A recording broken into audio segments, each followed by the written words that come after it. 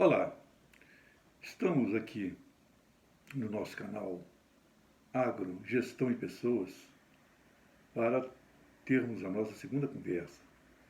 O agro, ele, sem dúvida nenhuma, é o segmento hoje dos mais importantes da nossa economia. Inclusive, há quem diga que ele é o único capaz de nos levar ao primeiro mundo. Ele tem sido extremamente importante aí em termos de balança comercial, formação do nosso PIB, geração de emprego e renda. Ele tem dado mostras de muita vitalidade internamente. E em relação a muitos países com disponibilidade de solos, água, clima, nos propiciando, por exemplo, fazer 2 a 3 safras, além de produzir uma infinidade de produtos diferenciados. E além disso, hoje nós dominamos com bastante eficácia a chamada agricultura tropical, tropicalização da agricultura. Então nós temos exemplos aí como o plantio direto, a integração lavoura, pecuária e floresta, e mesmo outras práticas em lavouras, como por exemplo de café hoje com estabelecimento de safra zero, na pecuária leiteira, programa balde cheio. Então nós temos muita tecnologia, bastante informação.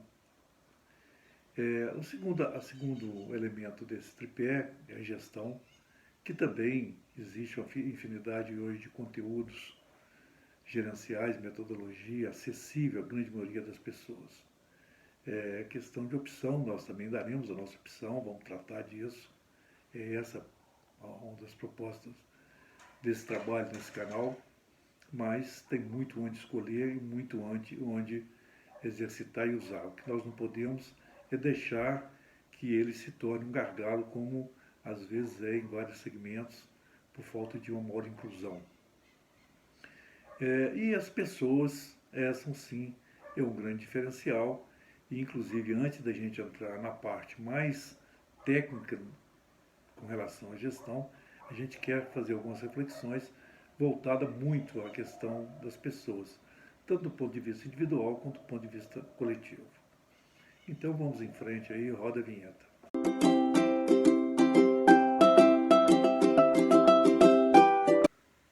Olá, eu sou Edson Fontes, engenheiro agrônomo.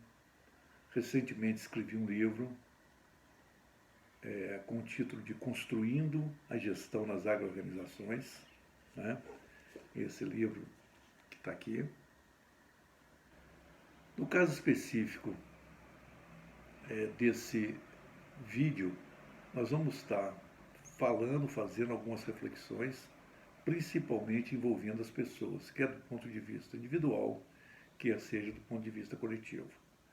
E eu acho que tem uma contextualização que eu queria fazer, que é uma metáfora interessante, antes da gente entrar propriamente no conteúdo ou nessas reflexões. Quanto, na verdade, o que eu vou fazer também não deixa de ser uma reflexão. Quando nós começamos o nosso trabalho, lá na década de 70, para ser bem preciso, em 1977, nós fizemos o que se chamava na extensão rural de um pré-serviço. E as pessoas, né, a pessoa lá que ficou de passar a abordagem sobre liderança no treinamento, ela nos mostrou uma metáfora que ela me marcou muito em todos esses anos que eu trabalhei no meio rural. Então ela colocou num quadro dois burrinhos presos por uma corda, e eles estavam dentro de um piquete que nos seus lados extremos tinham um monte de capim, uma de um lado, outro do outro. Então um burrinho queria para a direita, o outro burrinho queria para a esquerda, e eles ficavam ali lutando, se debatendo, relinchando, e a barriguinha murcha, e eles tristes lá, até que cansaram, e aí aparece um ponto de interrogação, e eles vão e decidem, né, que vão juntos comer um dos capins, um monte de capim. Aí eles vão lá os dois juntos e comem um monte de capim. Depois vão lá e como o segundo Monte Capim. E no final, né, isso é uma sequência de quadros, e no final um quadro lá dos dois burrinhos lá, sorrindo, com a barriguinha cheia, alegre. E às vezes essa metáfora, essa coisa, né, ela está muito presente na vida das comunidades mesmo. Né? Então nós tivemos a oportunidade de trabalhar num determinado município que, num determinado período, eles tiveram, né, um lampejo lá de união, criaram uma cooperativa, compraram grama de climatização de bananas, sendo que a cultura principal no município é a banana, tratores e tal, e vinham fazendo um trabalho fantástico. E depois perderam tudo isso e quando eu voltei, quando eu estive lá para trabalhar, depois de alguns anos, né, eu vi que realmente havia, né, um município pequeno, de uns 5 mil habitantes, e nesse município estava a véspera de eleição, tinha lá 3 candidatos, e cada um puxava para um lado. Então essa reunião que a gente queria fazer com um número bastante significativo, não tinha mais do que 10 pessoas, que só estavam um dos lados. Então eu fui obrigado a contar esse caso lá dos burrinhos. Só que no final eu disse, aqui não são 2 burrinhos, infelizmente são 3 burrinhos. Né? É triste fazer essa comparação com o ser humano, mas na verdade, às vezes essa semelhança de comportamento é complicada. Então, muitas das iniciativas poderiam acontecer, muitos comportamentos poderiam ser diferentes se as pessoas se unissem e resolvessem um problema ao invés de estar achando que só ele que tem razão. E nós queremos então fazer algumas reflexões que muitas delas vão um pouco nessa linha. Né? Então vamos lá para o nosso computador que nós vamos começar a conversar um pouco. Pois bem, o que nós gostaríamos de fazer são algumas reflexões.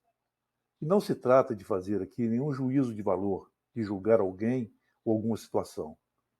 Na verdade, nós vamos colocar algumas questões relacionadas a comportamento e, se a pessoa analisar e achar que faz sentido, ela usa da forma como melhor lhe convier. O primeiro chamamento que gostaríamos de fazer é o chamamento coletivo. Nós temos hoje, nos municípios e regiões, algumas agroorganizações e que às vezes sequer se falam.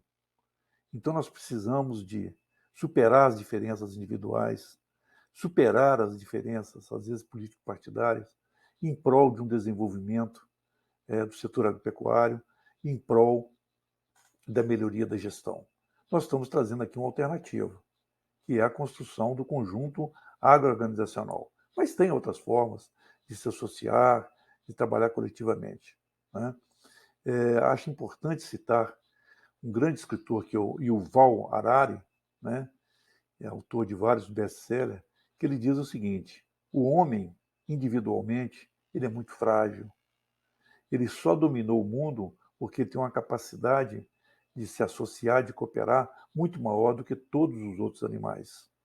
Então nós precisamos de tentar, de todas as formas, como agentes, principalmente, né, no caso dos líderes e desses dirigentes, de buscar formas de contribuir para esse desenvolvimento, né? Junto, obviamente, com o poder público municipal, que não pode ficar à margem disso. Mas e, né, fazendo, mais uma vez, essa conexão entre o agro, gestão e pessoas, nós podemos dizer o seguinte: o agro ele é robusto, ele é extremamente diversificado. Nós não temos um município nesse país de tamanho continental que não tem capacidade de produzir sequer um produto. É óbvio que alguns têm uma vantagem comparativa maior do que outros, em termos de clima, topografia, mas se procurar, todos os municípios têm como produzir ou processar algum produto agropecuário. Né? A gestão, ela também está aí, né, de alguma forma, precisa às vezes de centralizar, de multiplicar um pouco mais, mas o fato é que ela está aí, existe, né, tanto em termos de conteúdo, quanto em termos de metodologia, em termos de ferramentas gerenciais. E aí as pessoas precisam, então, de formar esse terceiro elo e fazer essa conexão. Não podem ser as pessoas o nosso maior inimigo, né? Não pode ser as pessoas que vão nos ajudar a perder o nosso, né, perder o jogo em função da gente perder para a gente mesmo. A gente precisa de ganhar esse jogo.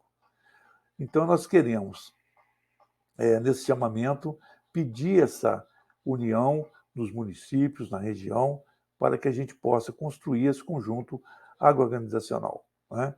Então nós vamos para o nosso segundo chamamento, que é tratar de algumas reflexões que ocorrem do ponto de vista individual. Pois bem, dentro desse segundo chamamento, que é o chamamento individual, nós vamos fazer 5 reflexões de comportamentos que afetam de uma forma a gestão. Então vamos começar com o primeiro, fazendo uma análise, né, em relação ao foco e energia. São 2 variáveis importantes que o gestor tem que ter e que a proporcionalidade delas, né, a forma como elas estão presentes no comportamento dos gerentes, afeta extremamente o resultado de todo o processo gerencial. Então, segundo um estudo, né, você tem alguns gerentes que têm muita energia, né, e pouco foco. Esses são chamados gerentes frenéticos. E tem uma estatística que diz que 40% dos gerentes atuam dessa maneira. Por exemplo, no nosso meio rural, essa é uma característica bastante marcante, porque quem não tem energia realmente não fica no meio rural, mas às vezes falta foco. Então a pessoa não aceita parar para fazer uma anotação, não aceita parar para verificar o seu custo de produção. Então ele está sempre achando que o trabalho só se faz no operacional, tem muita energia e às vezes falta foco, né? Então, esse foco, ele representa aquilo que tem que ser prioritário e a energia representa a disposição que a pessoa tem que ter. E se essa coisa não estiver bem balanceada, é complicado. Você tem 30% dos gerentes que são definidos como procrastinador. O que é procrastinar? É deixar para depois. Então, a esses gerentes falta tanto foco quanto energia. Como ele não sabe nem o que fazer e nem tem disposição para fazer, ele acaba deixando para depois. 20% são desligados, até tem foco, até sabe o que fazer, mas não tem energia. Então começa tudo ele quer começar, tudo ele está disposto a iniciar, mas não finaliza nada. Ele para no meio do caminho. E apenas 10% são aqueles que conseguem ter esse bom equilíbrio, que são os determinados, né? Então ele tem foco, sabe o que tem que ser feito, o que precisa fazer, e também tem energia. A nossa segunda reflexão diz respeito ao comportamento, né, à forma de atuação em relação a uma série de questões que realmente são importantes e que nos preocupam, né, e que elas podem ser separadas em 2 grandes círculos. O círculo maior, né, diríamos que são o círculo de todas as nossas preocupações, tudo que nos preocupa na vida, quer seja do ponto de vista de saúde, de família, de trabalho, de comportamento, de lazer, todos os comportamentos, todas as preocupações que nós temos estariam incluídas dentro desse círculo. E o segundo círculo, um círculo menor, que está incluído dentro do círculo de preocupações, mas ele é menor, é o círculo de influência. Esse círculo de influência são as preocupações que nós temos, que pode ser várias dessas que nós estamos, mas que nós temos poder de decisão sobre elas. Então, quando a pessoa atua no círculo de influência, ela por si só, ela é capaz de resolver os seus problemas. Ou se ela não resolve no todo, ela pode dar andamento nos problemas. Quando a pessoa sai do seu círculo de influência e fica só dentro do seu círculo de preocupação, mas fora do seu círculo de influência, ela acaba delegando para terceiros a solução dos seus problemas. Então ela acaba se tornando vítima, reclamando, chorando, dizendo que nada dá certo, porque ela, na verdade, ela está transferindo para terceiros a decisão de sua própria vida. Então nós precisamos de ficar dentro do nosso círculo de influência na maior parte das nossas ações, né?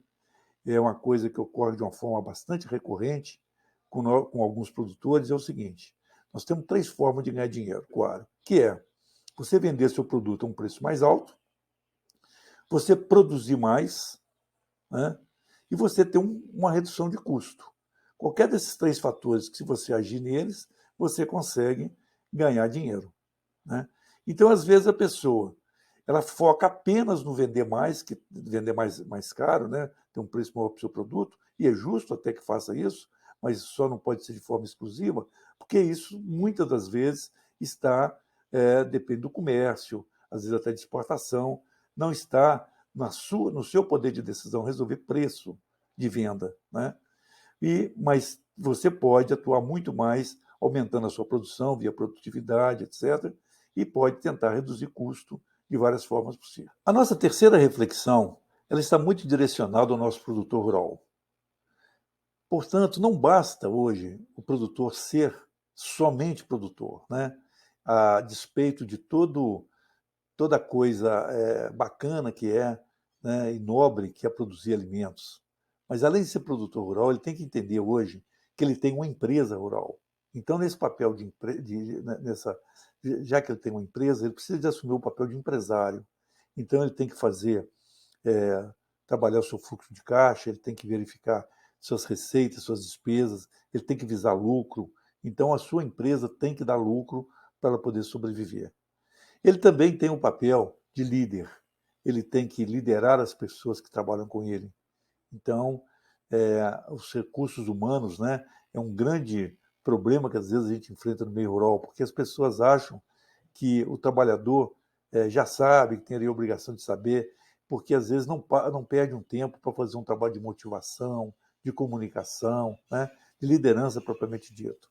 Então, o produtor, ou ele tem que fazer isso, ele tem que delegar alguém que o faça, né? E ele tem que ter um papel de gerente, que na verdade significa organizar todo o seu processo produtivo, mas organizar os seus recursos, né? Ele tem que planejar, organizar, controlar, né, seus recursos humanos, financeiros, seus recursos mercadológicos. Então, tudo que diz respeito à parte de gerenciar, né, o seu sistema de produção, ele faz um papel de gerente, né? O que diz respeito às coisas mais naturais de produzir, ele faz utilizando o seu papel de produtor rural. O que diz respeito à parte financeira, ele faz usando o seu papel de empresário. E o que diz respeito às pessoas, ele faz o seu papel de líder. Então, por isso, ele precisaria assumir múltiplos papéis. A quarta reflexão diz respeito ao que nós chamamos de freios de ideias, né? Que são, na verdade, barreiras cognitivas. São situações onde só se vê o lado negativo. Isso ocorre também dentro da abordagem coletiva, né? Às vezes você tem um grupo todo que tem freios de ideias, né? Mas aqui nós estamos tratando do ponto de vista individual, porque é o somatório das pessoas que acaba fazendo o coletivo. Então, é muito comum você ter ambientes onde as questões negativas estão tão arraigadas, é difícil você começar qualquer coisa. Então, você vai falar alguma coisa com uma pessoa, né, que é preciso dela fazer um planejamento, que é preciso dela trabalhar a questão de gestão, que é preciso melhorar a liderança, que é preciso melhorar a aprendizagem. Então, tudo isso que envolve a gestão, que às vezes nós vamos trabalhar, frases como, por exemplo, não, isso é pura teoria, isso não funciona, isso já foi tentado e não deu certo, né? Isso nós não temos tempo para mexer com isso, né? Isso é conversa para boi dormir, isso vai dar muito trabalho. Então, os freios de ideia, lamentavelmente, às vezes estão muito presentes. Nós precisamos de fazer um trabalho para que eles possam ser minimizados, né? Ser reduzidos o máximo que nós pudermos, né? Porque se você começa a imaginar que aquilo não vai dar certo, isso aí se torna uma profecia autorrealizável, né? Nós não vamos conseguir aquilo que a pessoa já parte do pressuposto de que não vai dar certo. E, finalmente, a nossa quinta reflexão, ela traz alguma coisa que eu considero de extrema importância, que é você fazer uma comparação entre a evolução e a revolução. Às vezes, quando a gente está falando sobre o conteúdo, sobre a metodologia, sobre algumas ferramentas gerenciais, sobre uma série de estratégias, as pessoas começam a ficar apreensivas e dizer o seguinte: mas é muita coisa, quando é que vai fazer isso para quando e tal? É até compreensível queira realmente estabelecer prazo, né? A gente precisa mesmo de ter metas, de ter alguma coisa pré-definida. O problema é que, dependendo de cada situação, as coisas funcionam de uma forma. Depende do ambiente, depende de uma série de coisas, tem N variáveis para que a gente possa realmente implementar um processo de gestão. Então, a gente gostaria de passar esse conceito, que é o seguinte: fazer revolução, né, é alguma coisa bastante traumática. Fazer revolução é meio que acabar com tudo e começar do zero. Ninguém está aqui propondo isso. Nós estamos propondo evolução. Né? Evolução é, significa dar passos, né? Fazer algumas coisas de forma gradativa. Qualquer ganho é importante. E o ganho, ele é muito importante porque quando você ganha um pouquinho, você utiliza uma determinada ferramenta gerencial, a próxima que você for trabalhar, ela já tem um incremento dado para essa primeira que você fez. Você vai aumentando a sua base, né? Então, o que nós queremos trazer aqui como reflexão é o seguinte: tudo que está sendo proposto não se trata de ter que fazer tudo ou não ter que fazer nada. Se trata de evoluir. Todo o avanço é importante. Né? Tem uma metáfora que um autor consagrado aí, né, da Empresas Feitas para Vencer, Jimmy Collins, ele faz que eu acho ela fantástica. Ele diz o seguinte, que evolução é como você rodar um volante pesado. No início você começa a rodar esse volante, você não tem força, ele não sai do lugar. Mas se você tiver persistência, dia após dia, tentando, roda, vamos rodar esse volante, rodar, até um determinado dia que você desloca ele um pouquinho. Depois ele desloca um pouquinho mais. Depois ele vai deslocando mais. Quando chega num determinado momento, ele começa a rodar e o peso desse volante, ele mesmo começa a interferir para que ele ajude o volante a rodar mais, mais, mais, mais. Então a evolução é isso. Às vezes, no início, muita gente desiste. Né? Então é preciso ter persistência para rodar esse volante. Porque na hora que ele começar realmente a ganhar impulso, ele, por si só, ele vai fazendo. E assim ocorre com a gestão com as suas ferramentas. Né? Então, nós precisamos de ter persistência. Né? Nós precisamos de fazer com que esse volante ganhe velocidade para que ele mesmo possa ajudar no seu próprio movimento. Assim, nós terminamos esse segundo vídeo e pedimos que vocês deixem o seu like, se inscrevam no canal e também estamos pedindo aí, né, para que vocês nos sigam, né, no nosso canal Iago Gestão em Pessoas, que também adquiram o nosso livro, recomendem aí para amigos, organizações, e estamos também deixando alguns contatos. Então, nosso muito obrigado e vamos para o terceiro vídeo.